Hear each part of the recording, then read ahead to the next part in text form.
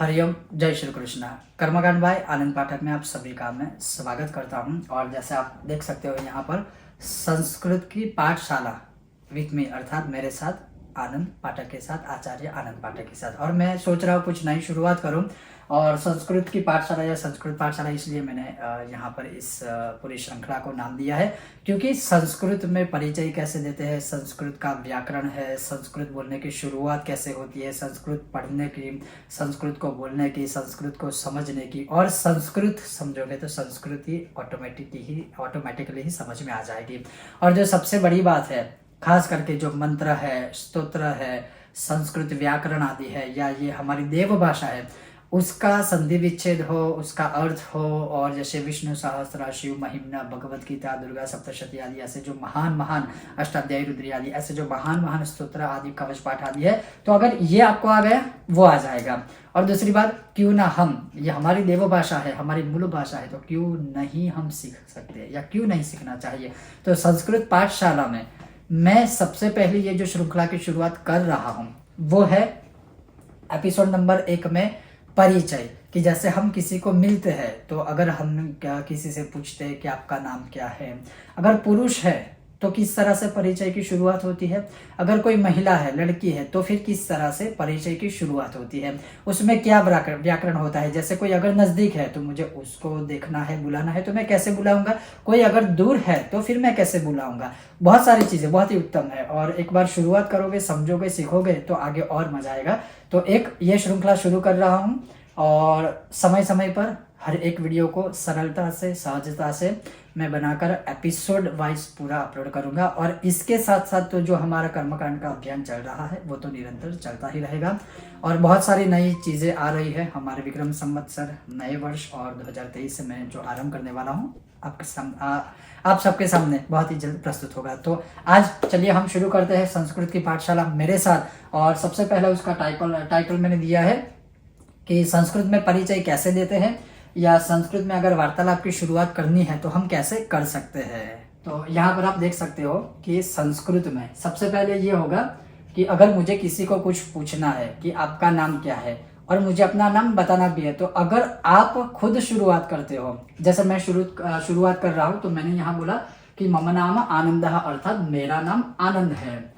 अब मेरे सामने कोई लड़का है, पुरुष है, पुल्लिंग जहां पर प्रयोग किया जाता है, तो मैं उनको पूछूंगा कि भवतः नाम किम, अर्थात आपका नाम क्या है। तो फिर मुझे प्रति उत्तर में वो क्या देगा, तो जैसे मैंने यहाँ लिखा है या बोला है कि मम नाम आनंदः भवतः नाम किम, तो फिर वो बोलेंगे कि मम नाम मगनः, मम नाम छगनः, मम नाम सुरेशः और XYZ जो भी उनका नाम है। और फिर अगर उनके ही सामने मान लीजिए कोई पुरुष नहीं है, कोई महिला है, कोई लड़की है, तो अगर मैं उनसे वार्तालाप कर रहा हूं तो फिर जैसे मैंने पुरुष के लिए प्रयोग किया है कि भवतः नाम किम, तो उसी प्रकार से जब कोई लड़की है, महिला है, तो आपको क्या पूछना है कि भवत्याः नाम किम, अर्थात आपका नाम क्या है। तो उसके प्रति उत्तर में जैसे पुरुष होगा तो बोलेगा कि मम नाम राजीवः। फिर सामने वाला शुरुआत करता है तो वो अपना तो नाम बताएगा, लेकिन फिर वो हमें पूछेगा कि भवतः नाम किम, अर्थात मेरा नाम क्या है। अगर आप शुरुआत करते हो उस हिसाब से ये होता है। अगर सामने वाला परिचय की शुरुआत करता है, प्रश्न पूछने की शुरुआत करता है, तो उस हिसाब से।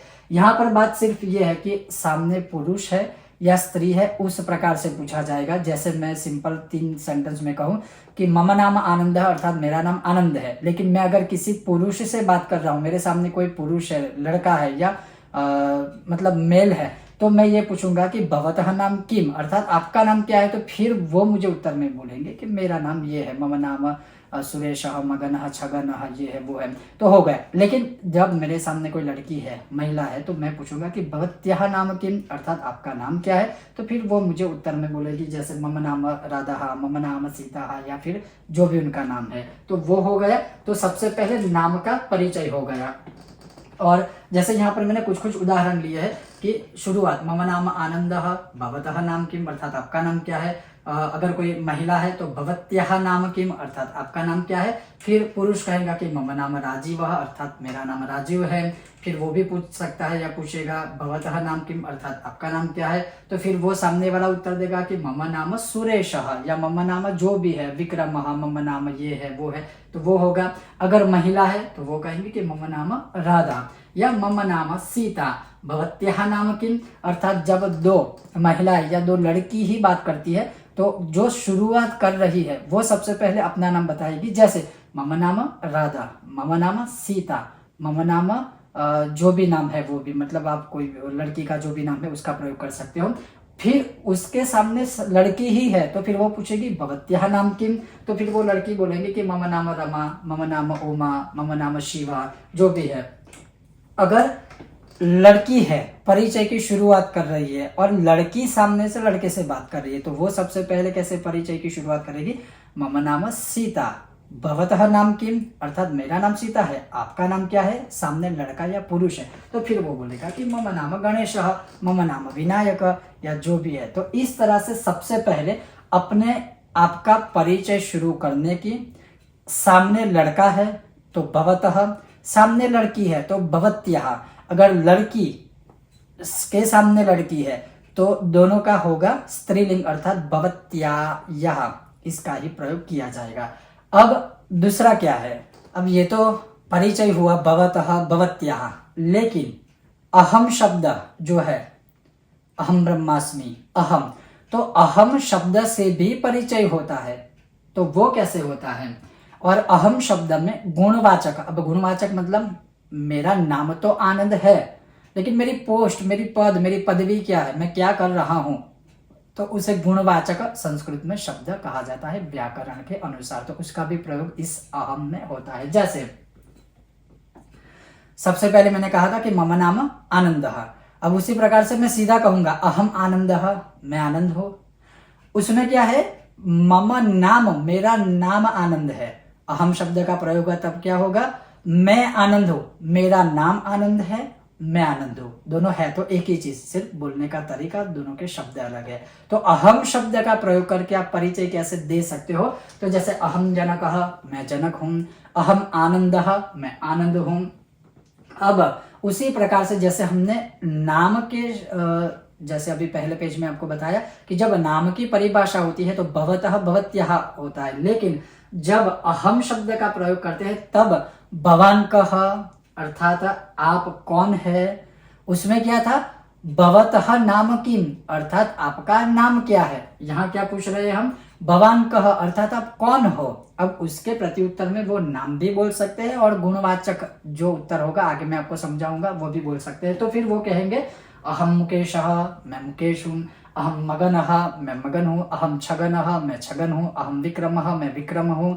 तो अहम शब्द का भी आप शब्दों में परिचय के रूप में प्रयोग कर सकते हो। अगर मैं सीधा सा सिंपल सा उदाहरण कहूं तो जैसे मम नाम आनंद, मेरा नाम आनंद है, लेकिन अहम शब्द के प्रयोग में मैं आपको कहूंगा मैं आनंद हूं। तो ये दोनों तफावत है इस प्रकार से, लेकिन आप ये भी प्रयोग कर सकते हो और वो भी प्रयोग कर सकते हो पर्टिकुलरली। अब उसी प्रकार से जैसे मैंने कहा गुणवाचक, गुणवाचक शब्द का अहम के साथ प्रयोग होता है, उसमें नाम भी आ गया जैसे मैंने आपको पहले नाम बताया, और इसमें अब आएगा जैसे हम कहते हैं ना मैं वीर हूँ, मैं परमवीर हूँ, मैं ये है वो है। तो यहाँ पर मैंने कुछ उदाहरण लिए, जैसे पुरुष के लिए है तो अहम वीरः, मैं वीर हूँ। अगर कोई शिक्षक है तो वो कहेगा अहम शिक्षकः, मैं शिक्षक हूँ। अहम अध्यापकः, मैं अध्यापक हूँ। अहम गुरुः, मैं गुरु हूँ। अहम शिष्यः, मैं शिष्य हूँ। तो उसे गुणवाचक पदवी के साथ अहम शब्द का प्रयोग कर सकते हो। अब जैसे मैंने तो कहा कि अहम वीरः, भवान कः, मैं वीर हूं, लेकिन आप कौन है, तो फिर प्रत्युत्तर में होगा अहम देशभक्तः, मैं देशभक्त हूं। अहम समाज सेवकः, मैं समाज सेवक हूं। तो अहम शब्द में ये जो शब्द है आपकी पदवी, इस एक प्रकार से कहो आपकी जॉब टाइटल, वो यहाँ पर गुणवाचक शब्द में प्रयोग किए जाते हैं और किए जाएंगे। अब वही चीज अगर स्त्री के लिए है तो क्या होगा कि अहम रमा, मैं रमा हूँ। अहम सीता, अहम राधा, अहम योगिनी, या जो भी नाम है वो आप यहाँ पर प्रयोग कर सकते हो। अब लड़की के सामने लड़की है, जैसे यहाँ मैं वीर हूं, लेकिन आप कौन हो, अहम वीरः, भवान कः, वैसे यहाँ होगा स्त्रीलिंग में कि मैं रमा हूं, लेकिन भवती का यहाँ क्या था, भवान कह, यहाँ क्या है, भवती का, क्योंकि ये स्त्रीलिंग हो गया। तो मैं रमा हूं, लेकिन आप कौन है, आपका नाम नहीं पूछा है, आप कौन है, लेकिन उत्तर में वो अपना नाम भी दे सकती है। लेकिन जहां तक मैंने यहाँ बोला कि गुणवाचक शब्द का भी प्रयोग किया जा सकता है, जैसे प्रति उत्तर में कहा कि अहम गीता, मैं गीता हूँ, अहम सीता, मैं सीता हूँ, लेकिन गुणवाचक शब्द में भी वो बोल सकती है, जैसे अहम समाज सेविका अर्थात मैं समाज सेविका हूँ, अहम शिक्षिका अर्थात मैं शिक्षिका हूँ। तो जो भी पदवी है, जो भी है, मतलब जैसे हमने यहाँ वीर शब्द का प्रयोग किया तो वो बोल सकती है अहम वीरा, मैं वीरा हूँ। तो मतलब गुणवाचक शब्दों के साथ भी आप यहाँ अपनी पदवी का प्रयोग करके भी परिचय दे सकते हो, परिचय ले सकते हो। जैसे मैं कह सकता हूँ कि अहम ज्योतिषः, मैं ज्योतिष हूँ, अहम पंडितः, मैं पंडित हूँ, अहम जो भी मतलब वास्तुशास्त्री, या जो भी शब्द आपकी जो पदवी है उसे गुणवाचक कहा जाता है, उसका भी प्रयोग कर सकते हो। अहम में अपना नाम का भी परिचय दे सकते हो, और अहम में आप गुणवाचक शब्दों का भी प्रयोग करके परिचय दे सकते हो। और इसका कुछ कुछ मैंने यहाँ दृष्टांत रेडी किए थे।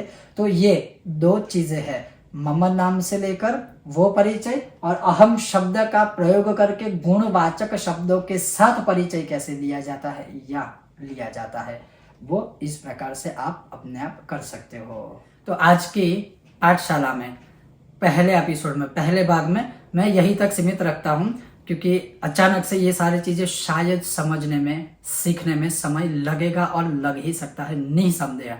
तो ऐसे ही हर एक मैं सरलता से, सहजता से, एक पद्धति से आपको मैं समझाने की, सिखाने की पूरी कोशिश करूंगा। फिर भी मैं सबसे यही कहूंगा कि कहीं पर अगर मुझसे भी क्षति होती है तो भी मैं क्षमा याचना करूंगा, लेकिन पूर्ण रूप से मैं पूरी हर एक बार कोशिश करता हूँ इसमें कोई क्षति न रहेगी।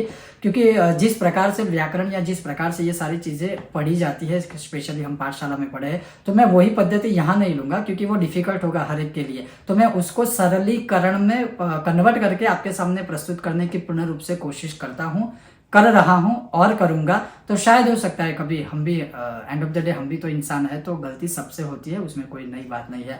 लेकिन हाँ, आपको ये श्रृंखला, ये सीरीज और ये मेरा जो नया मतलब एक प्रकार से एक शुरुआत की है नई, वो कैसी लग रही है। और हाँ, आप भी ये सारी चीजें अवश्य प्रैक्टिस कीजिएगा, ये कोई गलत चीज नहीं है, हमें आना ही चाहिए, सीखना ही चाहिए। और इसके लाभ कितने होते हैं ना, वो शायद मुझे बोलने की आवश्यकता नहीं है। आने वाले समय में आपको खुद पता चलेगा कि संस्कृत की जो ग्रिप है ना, वो आपके जीवन में कितनी आ जाएंगी, कहाँ तक आ जाएंगी, कैसे आ जाएगी। और आप खुद अपने बच्चों को भी अवश्य सिखाइएगा। मेरा सबसे बड़ा और सबसे जो बेस्ट मोटिव यही है आप सबके लिए कि अपने बच्चों को खास अवश्य ये सिखाइएगा। और सरल ही है, कोई बड़ी बात नहीं है, ये तो सिर्फ शुरुआत है, आगे बहुत कुछ बाकी है।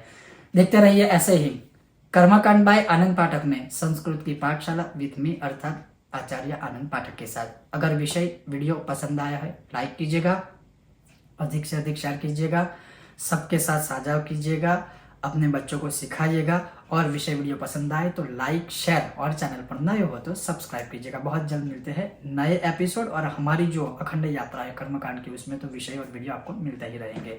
ओम गणेश, जय श्री कृष्ण, जय हिंद, जय भारत।